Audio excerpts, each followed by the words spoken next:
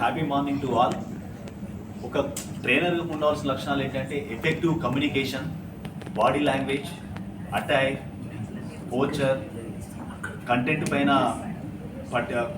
Content creation పైన అవగాహన.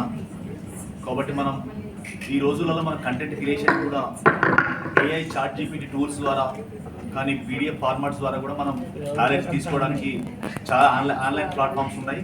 కాబట్టి మనం సెషన్ చెప్పే టైంలో కూడా టార్గెటెడ్ క్లయింట్స్ కానీ టార్గెటెడ్ ఆడియన్స్ యొక్క రిక్వైర్మెంట్ని బేస్ చేసుకొని మనం చెప్పాల్సి ఉంటుంది.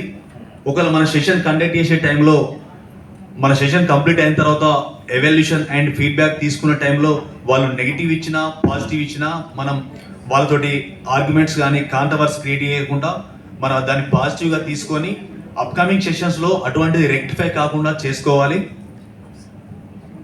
Thank you one and all.